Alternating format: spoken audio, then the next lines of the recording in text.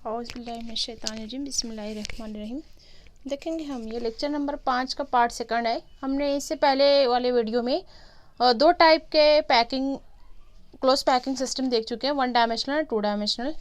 आज हम देखेंगे close packing in 3 dimensional. Okay, जैसा कि 1 डायमेंशनल में एक ही टाइप की होती है अरेंजमेंट क्लोज पैकिंग, और जबकि 2 डायमेंशनल 2 डायमेंशनल में जो है दो टाइप का हमने क्लोज पैकिंग देखा है, दैट इज स्क्वायर वन और hexagonal close packing. 3 dimensional 3 type की है। This are the close packing in 3 dimensional. तो हम सबसे पहले टाइप देखेंगे, that is a square close packing. जैसा कि हमने 2 डायमेंशनल में देखा है वैसा ही होगा, लेकिन यहाँ पर आपको थोड़ा सा और इमेजिनेशन आपका बढ़ाना होगा कि आपको 3 डायमेंशनल जो कि ब्लैक बोर्ड पे पॉसिबल नहीं है। तो यहाँ पे हम पहली टाइप देखेंगे square close packing arrangement of, और इसको कहा जाता है SCP। Okay, square close packing arrangement. मैं यहाँ पर आपको इस फिगर में बताऊंगी, बुक में इसको अच्छा 3 डायमेंशनल अरेंजमेंट दिया गया है। ये पेज नंबर 10 पे दिया गया है, आपके दिख रहा है 3 डायमेंशनल अरेंजमेंट। वही है, सिंपल क्यूबिक सिस्टम है। इसमें आपको लेयर जो अरेंज करना है ए टाइप, जैसा कि आपने 2 डायमेंशनल में लिया था, एक के नीचे एक, एग्जैक्टली एक के नीचे एक, जो यहाँ पर आपको नज़र आ रहा है, एक के नीचे एक बॉल्स, इस तरह ये पहली लेयर हो गई 1 डायमेंशनल। उसके बाद उसके बैक साइड में जो आएगी सेकंड लेयर जो है, ठीक है, 3 डायमेंशनल आप इमेजिन कर सकते हो, ऑल डायरेक्शन जो उसमें इन्वॉल्व होती है। इसी तरह यहाँ पर जो आप कोऑर्डिनेशन नंबर मालूम करोगे, कोऑर्डिनेशन नंबर मालूम करने के लिए यहाँ पर ये आपको इमेजिनेशन करना है कि एक स्फीयर है, उसके चारों तरफ से घिरे हुए। आपको ये टेनिस बॉल या लड्डू लेकर देख सकते हो, लड्डू के साइड में, चारों साइड में आपको एक एक स्फीयर लगाना है। तो यहाँ पर जब आप ऑब्जर्व करोगे, यहाँ पर तो जैसे नज़र आ रहा है 4 यहाँ पर फ्रंट साइड से है, इसी तरह यहाँ पर 1, अगर इसको आप बैक साइड इमेजिन करो तो यहाँ पर 1 2 3 4, इसी तरह ऊपर भी एक है और नीचे की तरफ भी एक है। तो यहाँ पर 6 स्फीयर जो इसको घेरे हुए हैं, that is called coordination number is 6। That is a type of square packing और that simply called SCP। Okay, second इसमें हम देखेंगे that is hexagonal close packing in 3 dimensional arrangement. Hexagonal, यहाँ पर अब इस पैकिंग में 2 लेयर को आपको एक दूसरे से AB टाइप बताना है। AB जैसे हमने 2 डायमेंशनल में देखा था कि यहाँ पर जो अरेंजमेंट होगा आइटम का, इस तरह ये पहली लेयर हो जाती है A टाइप, दूसरी उसके दोनों के बीच में आपको रखना है। ठीक है, अब ये तो हो गई हमारी 2 डायमेंशनल। 3 डायमेंशनल में आपको ऐसा इमेजिन करना है कि बैक साइड से भी यहाँ पर एक लेयर है। यहाँ पर आपको इस फिगर में नज़र आएगा, यहाँ पर 2A और B को बताया गया है। ठीक है, समझ में आ रहा है, सबको दिख रहा है। ये जो है यहाँ पर ये ब्राउन कलर का जो है ये A है, ब्लैक कलर का जो बॉल से नज़र आ रहा है, स्फीयर नज़र आ रहा है, वो B है। ये 2 लेयर है क्लोज पैकिंग की। तो यहाँ पर आपको टेट्राहेड्रल अरेंजमेंट बताना है, that show A 3D hexagonal close packing. ठीक है, अब यहाँ पर तीसरी टाइप है, इसमें थोड़ा सा different, that is A face centred hexagonal close packing. इसको क्यूबिक क्लोज पैकिंग भी कहा जाता है। ये क्यूब जो बनता है, हमने इससे पहले देखा, क्यूब जो बनता है उस तरीके का अरेंजमेंट होगा यहाँ पर। जैसे यहाँ पर हमने ऑब्जर्व किया कि जो फेसेस है, कितने फेस होते हैं, 1, ये चारों हम साइड में लगा देते हैं 1, और एक फ्रंट साइड की एक बैक साइड की, इस तरह यहाँ पर 6 फेसेस होते हैं। तो 6 फेस तो है, लेकिन जब हम देखेंगे तो उसके बैक साइड में भी वैसे ही 6 फेस से घिरा हुआ होगा। तो यहाँ पर कोऑर्डिनेशन नंबर होता है 12। ठीक है, इसमें भी कोऑर्डिनेशन नंबर जो रहेगा दैट इज ए 12। अब थोड़ा सा इमेजिनेशन आपको बढ़ाना है। आप यहाँ पर ABC ऊपर का जो है जिस तरह सेम रहेगा AB अरेंजमेंट, लेकिन एक जो है बैक साइड का लेना है आपको C। ठीक है, इसमें जनरली वाइट के ऊपर क्वेश्चन आता है इन 3D डायमेंशनल अरेंजमेंट।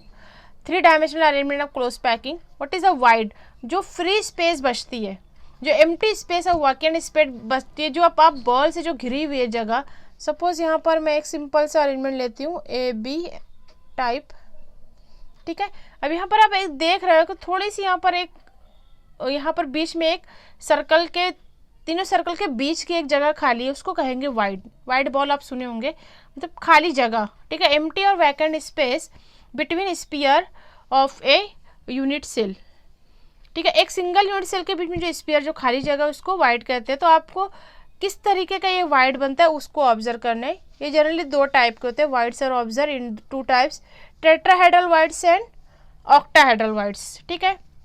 टेट्राहेड्रल, अब यहाँ पर फिर से मैं बुक की मदद से आपको बता देती हूँ। जब अगर स्कूल आते हो आप लोग तो इसको मॉडल है हमारे स्कूल में, मॉडल के जरिए और क्लियर यहाँ एक्सप्लेन हो जाएगा। देखेंगे यहाँ पर, ये पहला ऊपर रेड जो है, रेड बॉल्स, ये अगर फ्रंट की लाइन के हैं, ठीक है, ए टाइप है, और ब्लू बॉल्स जो अगर हम ले लेते हैं बी टाइप, ठीक है।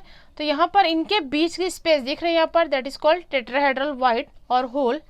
इसी तरह यहाँ पर दूसरी टाइप जो है दैट इज कॉल्ड, यहाँ पर 4 बॉल से मिलकर बनता है एक टेट्राहेड्रल, इसलिए इसको टेट्रा कहा गया, ठीक है। अब यहाँ पर देखेंगे बॉल्स जो हैं ये फ्रंट के रेड कलर के, बैक साइड के ब्लू कलर के, ठीक है। यहाँ अलग अलग अल्फ़ाबेट से भी जाहिर किया गया। यहाँ पर 6 बॉल से बनता है 1 वाइड, वाइड मतलब खाली जगह यहाँ, ठीक है।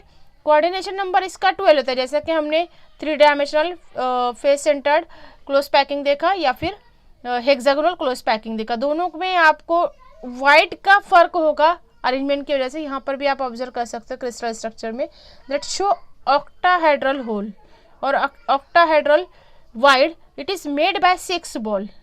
Is that clear? तो यहाँ पर ये पॉइंट जो है पैकिंग का, how to packing of crystal, ठीक है। यहाँ पर दूसरे 2 मेथड भी बताए गए हैं, यहाँ आप अच्छे समझ सकते हो। ये देखिए यहाँ पर ब्लू बॉल, इसका एक्सपांडेड व्यू है, ब्लू बॉल और उसके साथ ही साथ ग्रीन बॉल।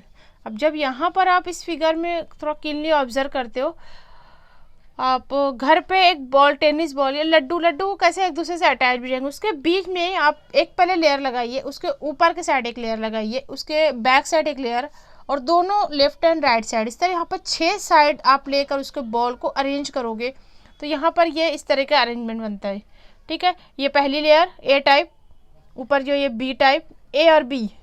अब बीच में जो रहेगा इनके मिलने से जो सी एक लेयर बनती है, दैट शो देख क्लोज क्यूबिक पैकिंग। इसकी मतलब जो आपने फेस क्यूबिक सिस्टम देखा है वो समझ में आएगी, ठीक है। ये दोनों व्यू आप समझ सकते हो, यहाँ पे आप इतना क्लियर नहीं नज़र आ रहा है। तो ये क्या है? हेक्सागोनल क्लोज पैकिंग स्ट्रक्चर, ठीक है। अगला पॉइंट देखते हैं हम, that is how to calculate the density of a unit cell, ठीक है। आगे इसको हम जब पैकिंग फ्रैक्शन मालूम करते हैं वहाँ पर रेडियस और डेंसिटी का काम होता है, तो हम इसमें ही देखते हैं how to calculate density of a unit cell. तो हमारा अगला पॉइंट है, इजी है ये, इसके ऊपर प्रॉब्लम आता है, डेंसिटी ऑफ यूनिट सेल। जैसा कि आप सभी जानते हो density is equal to mass upon volume, ठीक है। अब वॉल्यूम किस तरह आएगा, मास किस तरह आएगा, जिस टाइप के भी क्रिस्टल, जिस एटम के, जिस मॉलिक्यूल के क्रिस्टल है उससे हम उसका मास तो कैलकुलेट कर लेंगे, वॉल्यूम किस तरह मालूम करेंगे। जनरली हम क्यूबिक सिस्टम लेते हैं, क्यूबिक यूनिट सेल, ठीक है। जैसा कि आप सभी जानते हो क्यूबिक यूनिट सेल, मैं एक बार फिर से यहाँ पर ड्रॉ करके आपको बताती हूँ। A is equal to B is equal to C, right, okay. अगर ये ए लेते हो, ए बी सी, तो यहाँ पर पैरामीटर क्या होगा, A is equal to B is equal to C. Same way alpha is equal to beta is equal to gamma is equal to 90 degree, ठीक है। अब जब हम इसका वॉल्यूम मालूम करते हैं, ये पैरामीटर हो गया यूनिट सेल का, ये दोनों हम इसको पैरामीटर कहते हैं। अब यहाँ पर हम जब वॉल्यूम मालूम करते हैं, volume of unit cell, volume of unit cell, ये किस तरह मालूम होगा, ठीक है, दैट इज ए क्यूब, बराबर। जब ये इक्वल है, A is equal to B is equal to C, तो इसकी जगह हम ए ले सकते हैं। तो A cube that is a volume of unit cell, cubic unit cell, volume of cubic unit cell, okay. Is that clear? अब यहाँ पे हम मास निकालेंगे। मास निकालने के लिए हमको मोलार मास और एवोगैड्रो नंबर की ज़रूरत होगी। तो देखेंगे यहाँ पर मास ऑफ यूनिट सेल, यहाँ लिखेंगे हम मास ऑफ यूनिट सेल, ठीक है। अब इसको इस तरह भी ले सकते हो, number of atom per unit cell that is equal to Z। ठीक है, Z किसको कहते हैं? That is atomic number of unit cell. ठीक है, यहाँ पर हम लेंगे number of atom per unit cell, number of atom per unit cell. समझ में आ गया? इसको हम Z से जाहिर करेंगे। तो पहले हम सबसे पहले देखते हैं मोलार मास। मोलार मास क्या होता है? मोलार मास या आपने 11th में पढ़ा है, that is 6.02 10⁻23। Okay, this is the mass of one atom. एक एटम का इतना मास होता है। ठीक है, अब हम इसको मास ऑफ एटम मालूम करने के लिए mass of atom is equal to molar mass divided by Avogadro number. ठीक है, इसको एवोगैड्रो नंबर कहा जाता है, Na से जाहिर किया जाता है। ठीक है, मोलार मास। तो मोलार मास से मास ऑफ एटम मालूम हो जाएगा। मोलार मास कहाँ से आएगा? ये किसी भी एटम का जो उसका मॉलिक्यूलर फार्मूला है, जैसे आप एक लेते हो NaCl। ठीक है, यहाँ पर सोडियम का 23 हम लेंगे प्लस क्लोरीन का 35.5, इसको उसका मोलार मास कहेंगे। आपको कैलकुलेट करना है, दोनों का ऐड करके उसको एवोगैड्रो नंबर से डिवाइड कर देना है, तो मास ऑफ एटम मालूम हो जाएगा। ठीक है, अब इसी से हम निकालेंगे डेंसिटी। इसके लिए फार्मूला है डेंसिटी ऑफ यूनिट सेल। इसका रो से जाहिर किया जाता है इस तरह। ठीक है, rho is equal to that Z multiply, जैसा कि हमने लिखा number of atoms per unit cell, तो Z multiply molar mass divided by Na into volume of unit cell. Okay, ये वॉल्यूम को हम लेंगे, यहाँ पे आप लिख सकते हैं Z क्या है? Z is number of atom per unit cell. Number of atom per unit cell, एक यूनिट सेल में कितने एटम मौजूद है। जैसे हमने क्यूबिक यूनिट सिस्टम लिखा, वहाँ पे नंबर ऑफ एटम कितने होते हैं? दैट 1 ओनली 1 होता है। जैसे आपने निकाला था यहाँ पे 8 इंटू 1, 8 नंबर ऑफ एटम 1 है। ठीक है, तो यहाँ पर हम क्यूबिक यूनिट सिस्टम में 1 लेंगे और उसका जो है एवोगैड्रो नंबर लेंगे। Na is equal to Avogadro's number, that is 6.02 10⁻23 moles. Electron unit भी रहता है। वॉल्यूम को लेंगे हम, V is equal to volume of unit cell. अब हम इस फार्मूले के ज़रिए किसी भी एटम की डेंसिटी मालूम कर सकते हैं, किसी भी यूनिट सेल की डेंसिटी मालूम कर सकते हैं।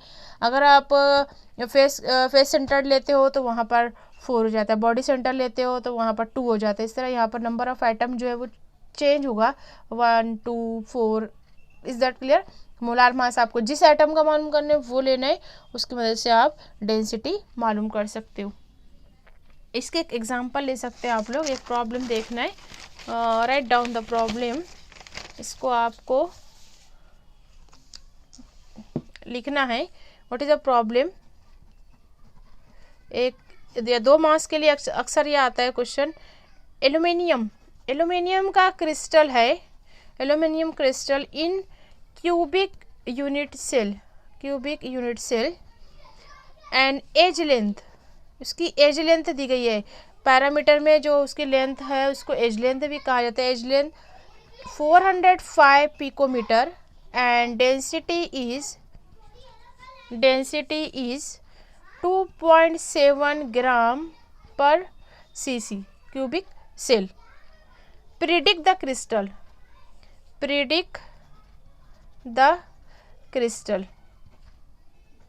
किस टाइप का क्रिस्टल है? इधर फेस सेंटर्ड और बॉडी सेंटर्ड और क्यूबिक सिंपल और